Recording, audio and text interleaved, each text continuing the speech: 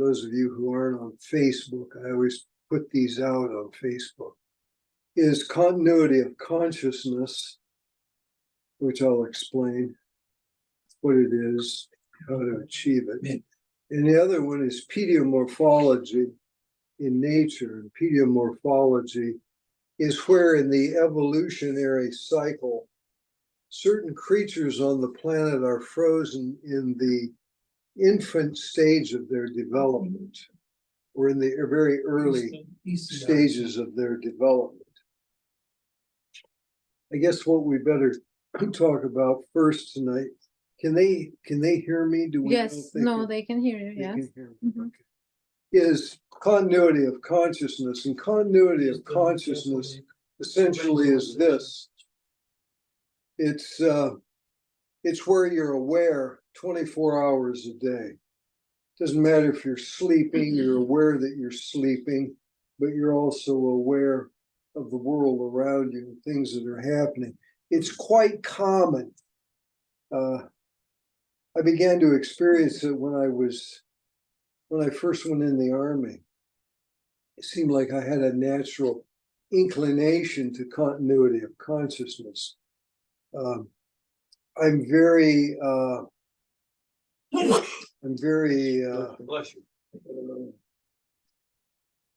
affected by lack of sleep, and I tend to hallucinate or have experiences in the astral world come very easily when I'm exhausted and have been experiencing sleep deprivation. One of the things that in the old World War II, World War I guys used to talk about, any person who has been in a combat situation, we're back Civil War and before, probably as far as the history of mankind is concerned, they, when you're under very stressful situations, you tend to sleep very lightly. And that's one of the keys of astral projection, is to sleep lightly. But it's also one of the keys to continuity of consciousness. And in Vietnam, I can remember sleeping in a bunker out in who knows where, out somewhere in the hinterlands. Yeah, I didn't spend much time in the rice paddies. Spent a lot of time in the mountains over on the Cambodian-Laotian border in Kon province. About 10 months of my 12-month duty in Vietnam. And pretty much everybody I knew slept really lightly. There were a few guys that didn't. The majority of people, young guys, I'm talking 19, 20 years old, 21 years, 22, would sleep lightly. And sleep lightly to the point that if we were near a fire base where there was outgoing artillery fire, you'd sleep right through it. But the minute there was an incoming round, you'd wake up. You could tell the difference. And it's common knowledge that there are differences between the outgoing and the incoming artillery or mortar fire. And even though you're sleeping, you're aware. And that's what continuity of consciousness is. One of the easiest ways, it's a precursor to superconsciousness or to conscious mediumship. I've told you stories about my experiences with conscious mediumship, knowing that the World Trade Towers event was coming weeks before it ever happened. Dreaming the day of the event, I'd astrally projected over the southern tip of New York City, Manhattan, to where the trade towers were, and saw the destruction and what I first thought were two tornado clouds, but were actually the clouds and the debris of the World Trade Centers. Anyway, continuity of consciousness can best be achieved by meditation.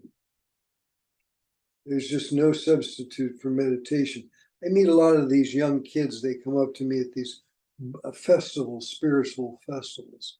I've attended a lot of them over the years, and they want to know about hallucinogenic drugs, preoccupied with hallucinogenic drugs. I don't recommend it. I know Dr. Baker never recommended it. Number one is because it's not safe. But some people are thrill seekers. Usually people that a lot of times maybe have an addiction problem. They'll like the idea of mescaline and those, psilocybin, different kinds of organic experiences. And that's okay to a point, but what happens is some people get carried away with it, and it destroys the etheric matrix, the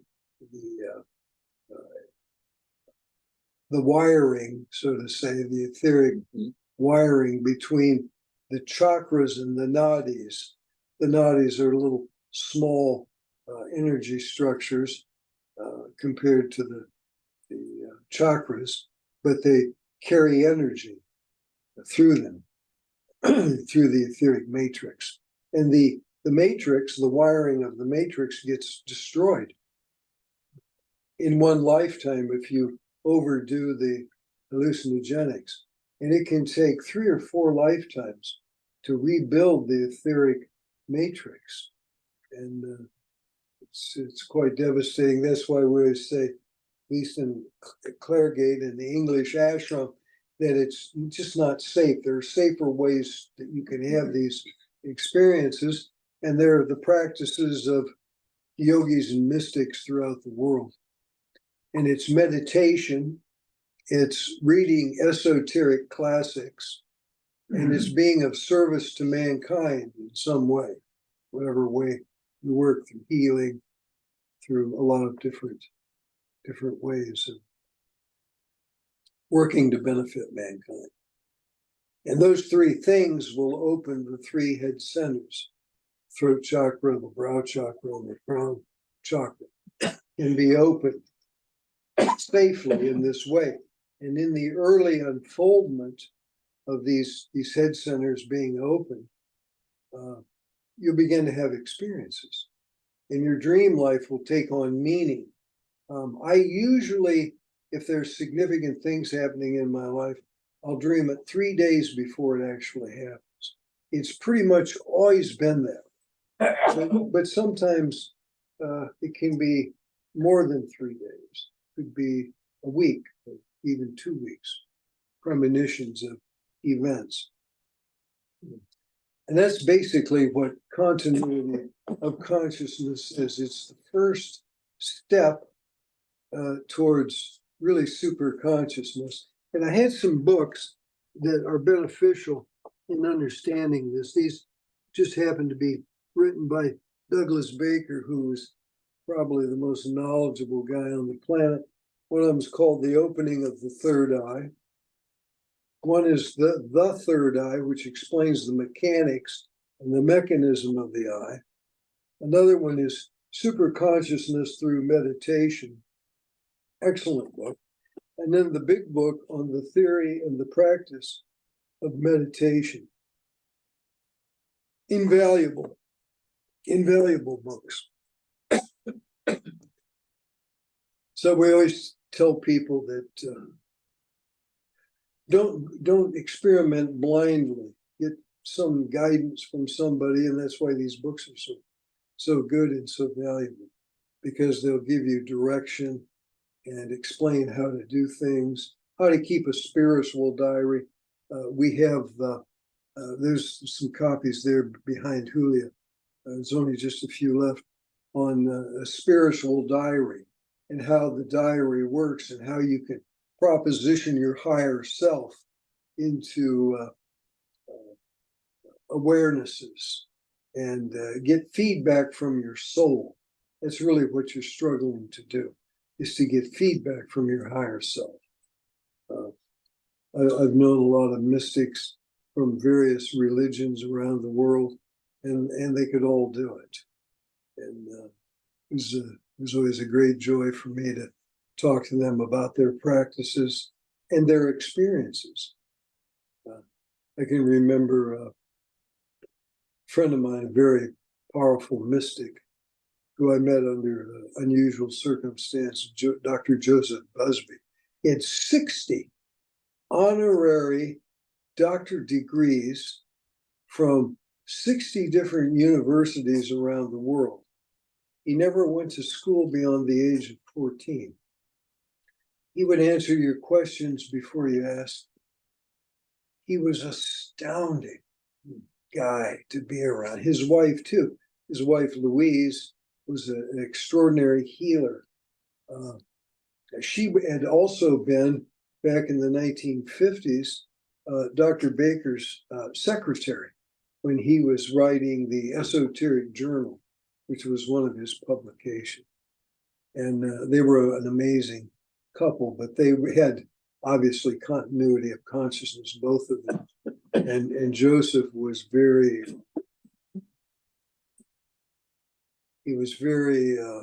perceptive guy who could see into the future. Many mystics can and do. I've known mystics who could see as far, claimed they could, and I believe them, 5,000 years into the future, and talk about what the world would be 5,000 years from now. It's hard to think what it would be 30 years or even 5 years from now, because we're in such a period of transition. But continuity of consciousness can be a valuable tool. And I recommend that everybody try to achieve it, and you achieve it, as I said earlier, meditation, reading the esoteric classics, the disciplines, being of service to mankind in some way. So if I can do it, I remember giving a lecture down at the Theosophical Society in Detroit, and I of course there were a lot of people there at that time, and I said, well, if I can do it, anybody, and I really mean if I can do it, hell, anybody. And one of the older guys, he was a new member, but he was an older gentleman. I think he'd been a college professor of some type, and he kind of chuckled to himself, because I made it sound easy. He thought it was something that was going to be really very, very hard. And it's only hard as far as you have to discipline yourself to do it. And I was doing a lot of things. I was fasting 40 hours a week, and that really helped a lot. I felt that when I was fasting and had been without food and water, of course, I felt more spiritual. Whether I was or not remains to be seen. But I certainly was receptive to my higher self, to my soul, and the impressions that I was having in my dream life, and even in the outer world. What happens is, in continuity of consciousness, the two worlds blend together. And the real physical world can be interpreted and seen as a dream, and the dream life can be seen as something that's just as real as the physical world is real to us. And so I would maintain my diary and write down my dreams, and it was astounding things that came to me. I've told some of the stories over the years. I won't go into them too much tonight, but I had experiences with my father, who I hadn't seen in years. And the night he died, he came to me, and I was aware of his presence. And I think I hadn't seen him in about 8 years. And I had a dream vision of a series of little towns in Ohio, and come to find out those were towns that he had lived in or had property in or business in. And I remember dreaming the dream, and these names of these towns were coming to me. And sure enough, the next day, I got a phone call of that he had died, and there were 3 towns that were significant names in the dream. One of them was Orient, Ohio. And as I dreamed the dream, I said, "Wow, Orient, that's like, the other half of human." I'm interpreting the dream as continuity of consciousness. And then the next town was a little town called Asheville. And I said, "Wow, that's like living and dying." And it had meaning. And then the next town in the dream that I traveled to was a town called Circleville. In Circleville, of course, the circle is perfect symbol of the existence of life on Earth, and a perfect world, a perfect universe. And so I come to find out that he had lived in a little town, actually on the edge of the town called Orient, Ohio. His body was in a funeral home in Asheville, Ohio. And his belongings that he had, rings and gold watches and anything of value, was in the county sheriff's office in Circleville, Ohio. And they were all towns that I had dreamed of that night in anticipation of his dying. And those are the kind of things that I'm talking about. You become prophetic. You become aware of events and things that are going to mold and shape your life. And it's a tremendous thing to have. It's an asset, and it can be used to benefit yourself, but it can be used to benefit mankind. And that's, of course, what you want to do with it. A lot of these lectures that I give, they're given to me kind of intuitively. I don't know what I'll talk about the next time. I may not know until the day of the event. See, that's why as soon as I'm sure what I'm going to talk about, I'll put it out on Facebook. And sometimes I just don't know until the very last moment. That's kind of what happened today.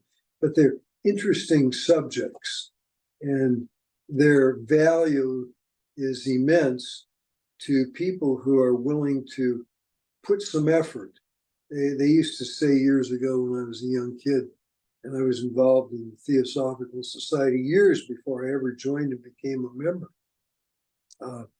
They said, for every step you take toward the masters, they'll take 2 steps toward you. And I believe that. I really do believe it. I've had some unique experiences along those lines.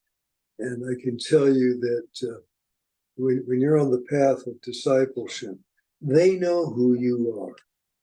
They know you. You are known to them. And they will aid and assist you. One of the really interesting neologisms that has evolved over the last just few years, 2 or 3 years, is a word called pronoia. And pronoia is the opposite of paranoia. In paranoia, you're afraid that everybody's after you and wants to get you and destroy you or abuse you in some way. But in pronoia, it's the belief that the entire universe is working to cooperate with you. And it's a wonderful word. And I've had those experiences in my life. I've told you about my life being saved in Vietnam, but there were a lot of, it wasn't just the night I heard the voice, there were many series of events, of things that unfolded that helped me survive a very difficult experience. And I believe that it was part of the the overshadowing effect of a higher being who I had a karmic link to. And of course, that helps tremendously when you have that. If anybody wants to ask a question, I'll be glad to answer that. We're not holding very tightly to our disciplines tonight. We're a small group, and if you think of something you want to ask, feel free to ask a question. How do you think it differs from telepathy? They're similar, yeah. Because Yeah, continuity of consciousness is telepathy. okay, It is telepathic.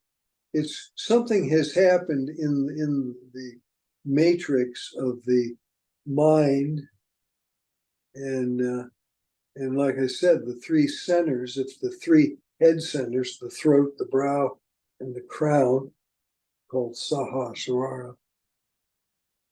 If they're open and functioning, you'll be telepathic. You'll have the ultimate gift is conscious mediumship. When I saw the World Trade Towers, that was an experience in conscious mediumship. Yeah. When I saw my father, or was aware of, that was a form of conscious mediumship. Blavatsky was a conscious medium. She lived in it every day. I don't live in it every day. I'm a very intuitive guy, and I have a lot of experiences, but nothing compared to what Blavatsky was. well, like with me though, I wasn't doing any kind of practices. I wasn't really religious or anything. But when my first husband was murdered, I knew, Mhm. and I told my friend. I said, "There's something really wrong with him," and I was crying and shaking. It was really strange, and he was murdered then. Mhm. So Yeah. sometimes so it is different. You don't have to have the discipline first. Married people, a lot of times, because their auras are blended together through living around one another, intimacy, all of those things factor into the equation.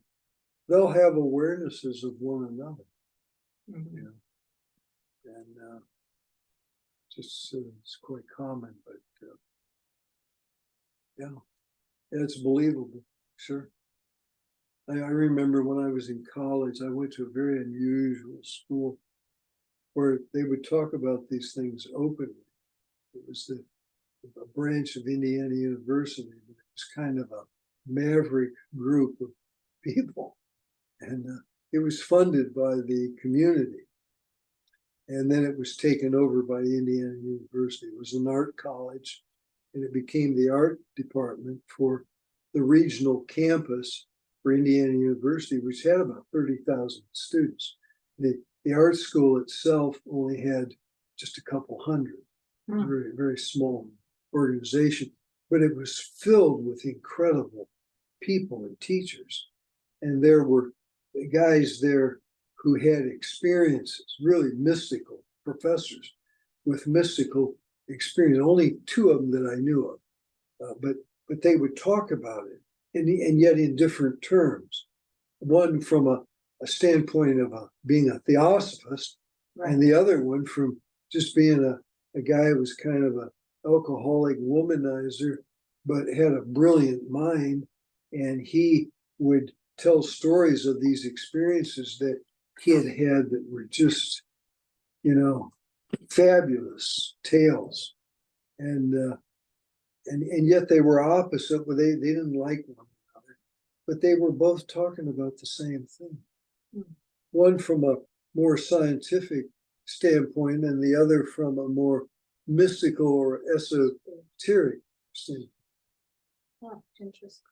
So I was really blessed in that respect, I'll tell you, because the school as it was then no longer doesn't exist. And in the new age, there will be more colleges like that. I hope so. They'll be open and receptive to and a lot of them will come through art colleges and art universities, where they'll be taking on added curriculum. And some of the curriculum of those schools will be things like esoteric astrology, esoteric psychology, esoteric healing. The schools of the future won't be hardly anything like they are nowadays. It really will be a different world, and the people will be different. So the schools will have to be different. Yeah, Lee. Indiana University was the home of Kinsey Institute. That's right. And that was esoteric psychology, Yeah, esoteric yeah, sexuality yeah. That's right. teachings. That's Very, right. very Yeah. pioneering. In depth, yeah, very pioneer. They were pioneers, no doubt about it. Did tremendous work. That was back in the what, 50s? Yes, 1950s, after World War II. Yeah. Yeah, I remember reading some of their material. Extraordinary stuff. But yeah, that's what I'm talking about. It's the curriculums of the future will involve things like we're talking about tonight. They'll teach continuity of consciousness. They'll teach esoteric astrology. There's Oprah Winfrey's horoscope over there. I remember years ago when we did that, we were talking in England, and she said, one of the guys, it was an interesting character. He said that her friends would betray her. There would be people who are close friends around her. And it shows it in her horoscope of being exposed for things that are very uncomfortable to talk about. It's 8 o'clock, and I think what we need to do is switch gears. And one of the other vignette for tonight that I wanted to talk about was pediomorphology in nature. And what pediomorphology is it's where creatures, animals, could be humans, but I'm thinking more in the animal kingdom of animals that are frozen in the childhood stage of their development. And there are a number of creatures that we can talk about. One of the most interesting and one of the most obvious, I would say, is the fact that an ostrich is a gigantic bird that is frozen, evolutionarily frozen in the chick stage of its development. It even looks like a baby chicken of some bird, some kind of a baby bird. But that if it were to spring out of its evolutionary position where it's frozen, has been, it would be a bird with a 30-foot wingspan, a gigantic long neck. There, I have seen artist renderings of similar birds. And of course, there's the emu, and there's other birds that are connected to the ostrich. And there are other birds that aren't connected, but are giant birds that are frozen in their evolutionary development. Baker said one time in one of his, in fact, it was the first time I met him in 1980. He was talking about a German Shepherd is a dog that is evolutionarily frozen in its puppy stage. And even though we think that the puppy, the German Shepherd puppy, and the adult are a complete cycle, they really aren't. If the German Shepherd were to spring out of its pediomorphically frozen position, it would be a gigantic dog that might be 4 or 5 feet high at the shoulders. similar animals existed in prehistoric times. There were gigantic wolf dogs that existed around the same time as the saber-toothed tigers did, 30, 40, 100,000 years ago. I'm telling you these things because they'll stimulate neurons in your brain that will help you maybe get excited in doing some reading or some research or some of your own investigation into some of these things. Another one of the really most interesting stories came out of the Paris World Fair or exhibition in Paris, France in 1889.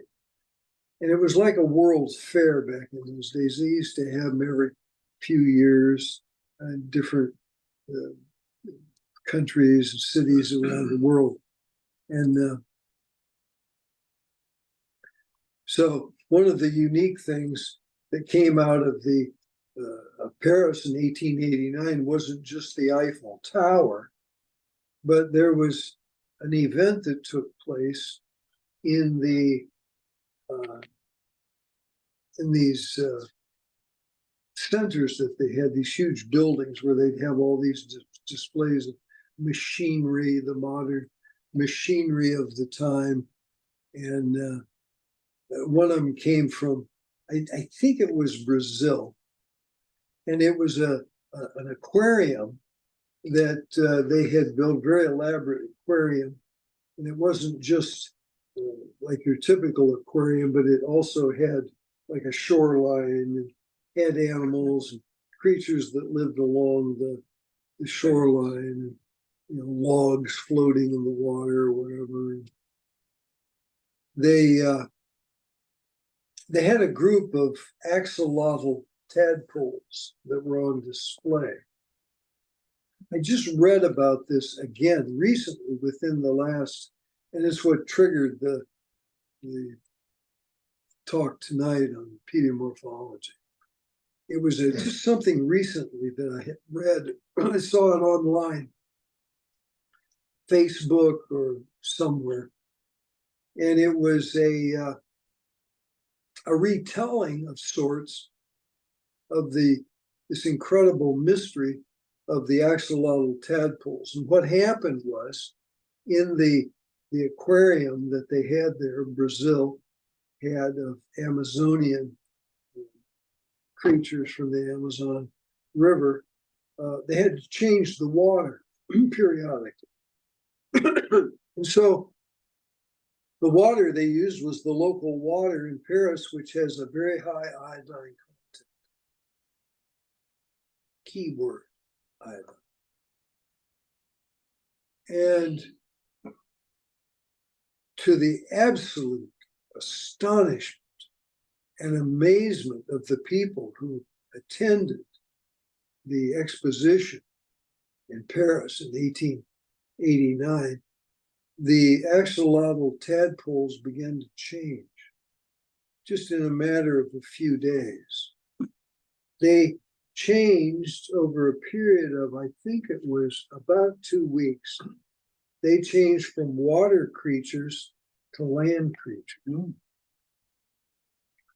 And the reason they were able to do this was, from an esoteric standpoint, is that the high iodine content in the Parisian water stimulated the throat chakra of the axolotl tadpoles. And they began to grow claws. And they began to, their gills closed up. And they began to leave the water and live on the land of the surrounding aquarium, this pond that they had built there. And people were flabbergasted. You can imagine what the hell is going on with these axolotl tadpoles. But it's interesting Because as members of the fifth root race, our job is to stimulate the throat chakra. And it will bring about transformations in us. The stimulation of the throat chakra. I used to have kind of a confused idea about how popular music was, especially in America, but throughout the world. And singing became a whole industry that seemed miraculous and was inexplicable. The popularity and the vast amounts of money that entertainers made by singing. But yet, if you think about what is the purpose of the root race, the fifth root race, is to open the throat chakra. And certainly singing is stimulation, is speaking, lecture, movies, talking, movies.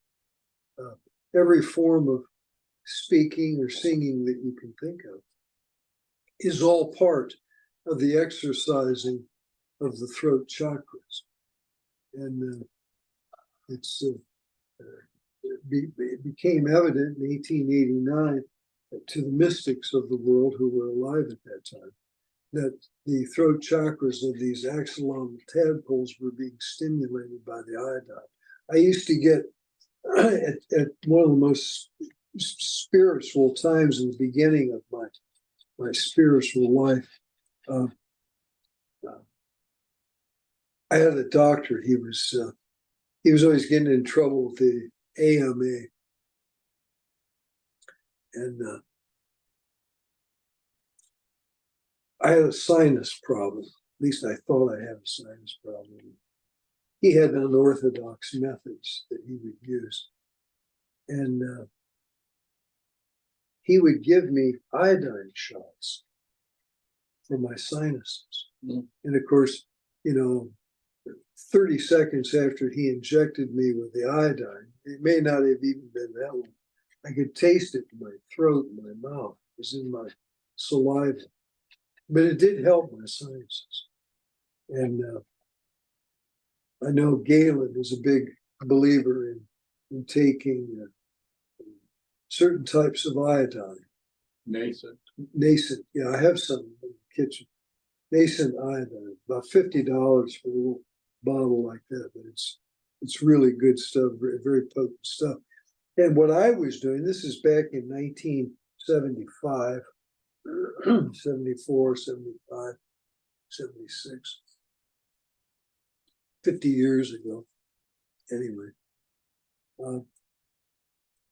it was affecting me somehow in my spiritual life, the iodine shot. And I believe that it did affect my throat chakra. I began to give lectures at the Theosophical Society. They had it doesn't exist anymore, but they had a lodge there that was older than the Detroit Lodge by about 10 years. Mm-hmm. And I used to lecture down there. And it may have had something, but there were a lot of things that were happening to me. I was reading a lot of books, keeping a spiritual diary, all those things that we talked about earlier. And it was bringing about some transformation within me. And I think the iodine shots were just a part of it. It's worth thinking about. Like I said, Galen's a big advocate. Nascent iodine. And it may be a good thing. I have a problem because I have what is called hypothyroid with hyperparathyroid. So I have one portion of my thyroid that is overly stimulated, probably from talking and lecturing for 50 years. And so it's worth consideration. But these the story that I'm telling you about the axolotl. Of course, the big hit at the Paris Exposition was the Eiffel Tower, which had just been completed. It was on display for everybody to see. But the thing that has remained the great mystery of the 1889 exposition is still the story concerning the axolotl tadpoles and how they changed right before people's eyes. And I'm telling you that if you can stimulate your throat chakra in such a way that it will bring about transformation in you. And that is the whole purpose of the Aryan race and its evolution, is the stimulation of the throat chakra. The Atlanteans was the solar plexus, and the sacral center was the job of the Lemurian race. Any questions? How is nascent iodine different than like iodine? What's the Electrically charged. electrical charge? I think that's what it says on, Because you could look it up. There's a Well- bottle out there in the kitchen. well, I got all this Scottish kelp because I do believe, that I could use some help with the thyroid. Mhm. But then when I got it, and knowing that it can be poisonous, I never took it. But I'm thinking maybe it wouldn't hurt me to try it. Yeah, what you do is you put like 1 or 2 drops in a bottle of water. It's your bottle of water, wherever it is. Yeah. And put in 1 or 2 drops. I That's spelled N-A-S. that is NASCENT. Huh. Yeah, So it's there's, the like I said, there's a charge. bottle in the, out by the toaster in the Ah. kitchen. So it's worth That is consideration. interesting. If it was 50 years ago, David, it may have very well contributed a lot to your Thyroid. development. Oh, yeah, I believe it If did. it was 50 years ago. Yeah, Yeah, I believe it did. yeah. You see, when you have the experiencing of the opening, it's in my horoscope to open the third eye. It doesn't happen instantly. It's a gradual process, And if you can do it in one lifetime, you're lucky. But for most, the experience of that is evolved over many lifetimes. It's not an instantaneous result. It sometimes seems like it is when it happens, but it was a building up of energies and events and things that were happening that led to it. Definitely reading the esoteric books. It's like with me, when I started reading Baker, Mhm. like in 2013, that's when it, Yeah. started having visions and all that Yeah, stuff. it's higher mental plane, and it's stimulating neurons of the brain that Yeah. are dormant. Yeah. That's why it's so important to read, is the stimulation. You have dormant brain cells that need to be activated. And once you start to stimulate them and activate them, you're going to have all kinds of psychic experiences. I guarantee it. Mhm. I guarantee it. I've had them in my life. And if it happens to me, it can happen to anybody. Anybody here, anybody outside of here. But you have to do it.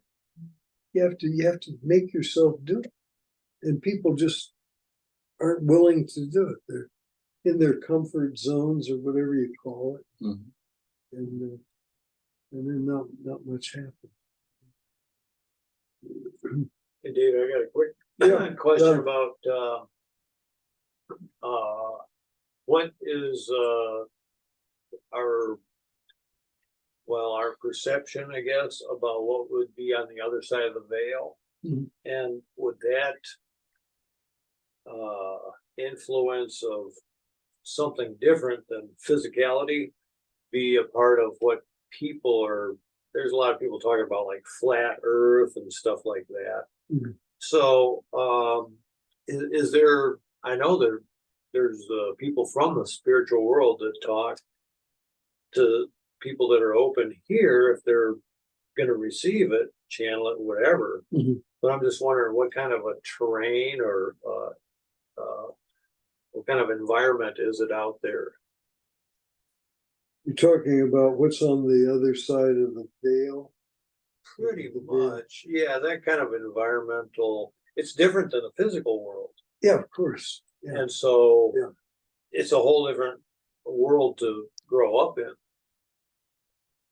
Yeah, here's what's happening. I talked to my buddy Joe in England. Talked to him this morning. Mhm. He was Baker's assistant for 35 years.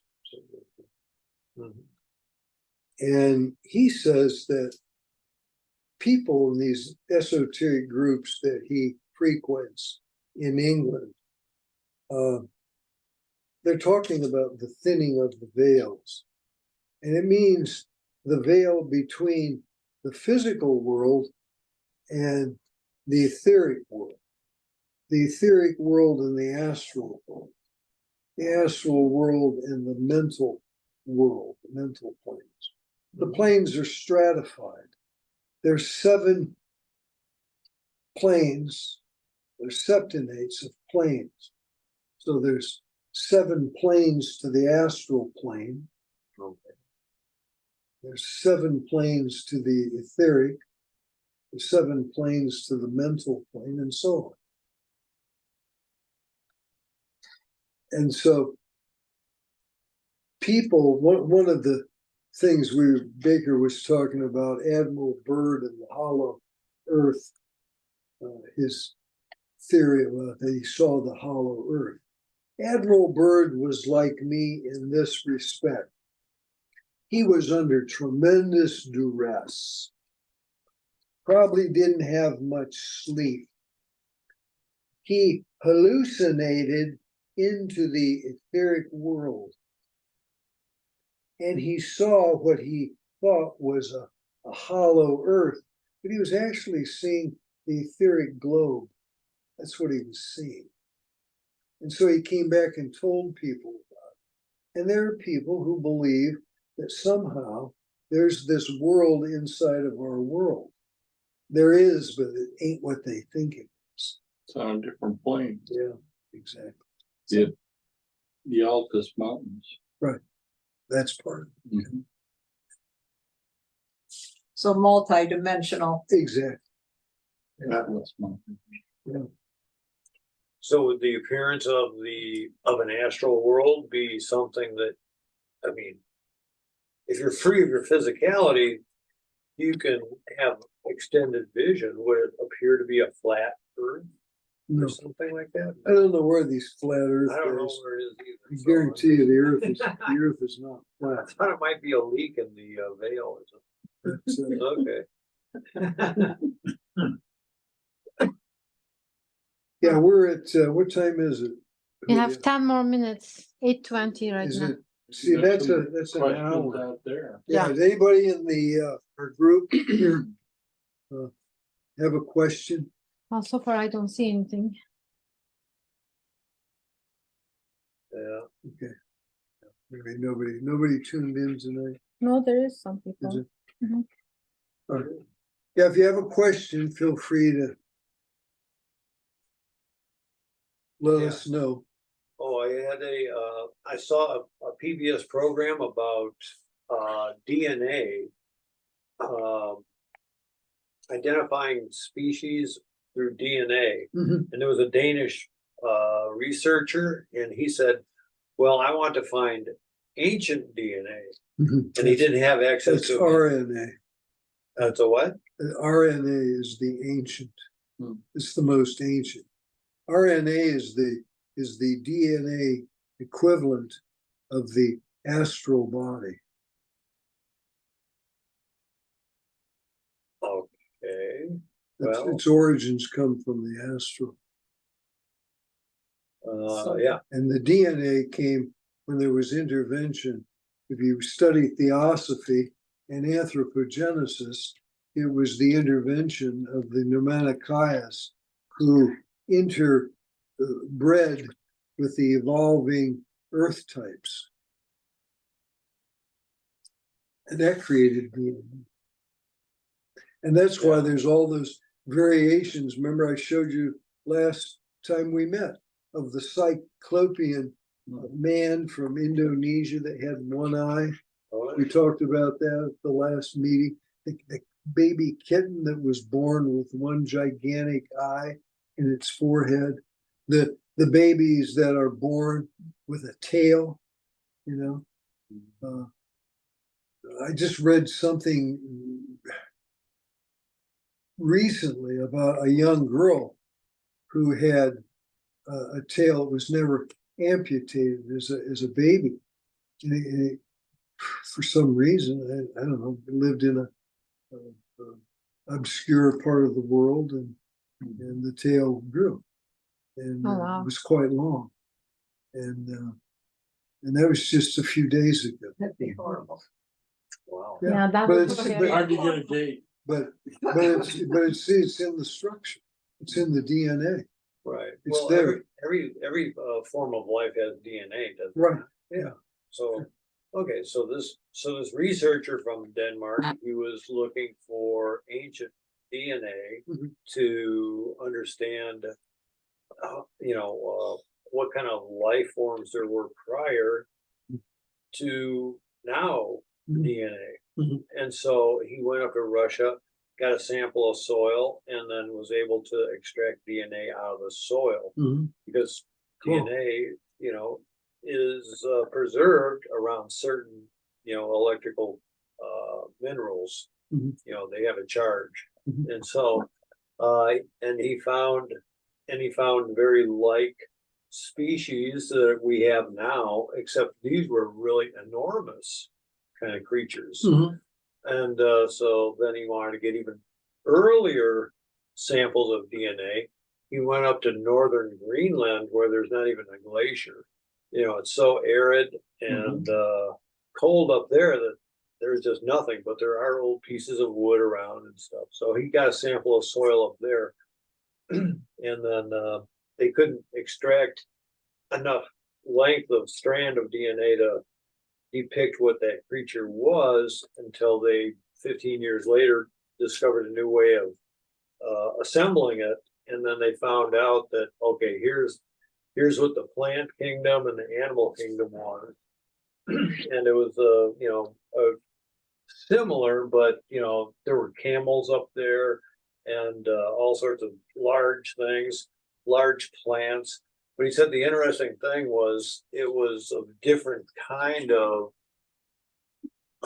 climate or environment because they had 6 days of sunlight or 6 months of sunlight and Mhm. 6 months of night. So it was a very extreme conditions, but And if there was more oxygen on the planet, yeah, then what effect does that have? Is that when you have dragonflies that have 4-foot wingspans? Remember those? They found them embedded in coal, yeah, So yeah, there was a time when the oxygen nitrogen cycle of the world was very different from what it is today, and it may be again. Right. Because if it's what we've talked about before in some of these lectures, if the oxygen is increased, the oxygen nitrogen cycle of the planet is increased through irrigation of the deserts, the greening of the planet, and oxygen is more prevalent than it is nowadays, what kind of an effect will that have on all forms of life? It was just several days ago, I talked to my buddy Joe in England about gigantic trees. And it was in the writings, I think it was in Blavatsky or Leadbeater, where they were talking about trees that were 100 times larger, 100 times. Giant sequoia trees that were 100 times larger than what we have. And so if the General Sherman, it's called, is the largest giant sequoia tree in the world, what is a tree that's 100 times that big? what is that? Bigger. 100 times bigger. It's Yeah, that's- incomprehensible. That goes So into the stratosphere. they're finding trees that in New Zealand, there's a special kind of a tree that was buried in peat bogs, and the peat bog helped preserve the wood, but it brought about a chemical change to the wood, and this wood is the most highly prized wood in the world because it has the wood, when it's cut, it has a pearlescent quality to it that is extraordinary. There's nothing like it on the planet for wood. And I've seen them bring these trees out, and I'm like, God, they're as big around as this room is. You know? They're like the giant sequoias out in California. Have you heard of the ringing cedar trees? Yeah, I've heard of it. Yeah, they're over 400 years old, but they'll give off a ringing sound, and that's when they go to cut it, and it's a really healing property of that wood. Amazing. Out of Russia. What time is Huh. it? It's almost 8:30, so we got maybe time for one question. Thank you, There's David. I enjoyed anybody on that. Zoom that would like to interject something or Randy, you're add to it, or Yes, I was Ask trying to if- say something. There yeah, we go. I'll send you a picture of a giant tree stump. They found stumps all over that are massive, like unbelievable, like mountaintops. Mhm. Have you seen those? Yeah. And Joe, my buddy in England, sent me a couple the other day. It's interesting that you both did. Okay. We're talking about it now. But yeah, they're being discovered and talked about, and some were misidentified in the past. So, yeah, it's all kinds of things are going to come to the surface in the next, who knows, 100 years. There'll be discoveries that will just blow people away. Pyramids at the bottom of the ocean, Lemurian cities out in the middle of the Pacific, gigantic Lemurian cities. Right. Well, thank you. I enjoyed the All meeting. right, all right. Thank Nancy. Thank you, David. Okay, Thank you, David. everybody, thanks.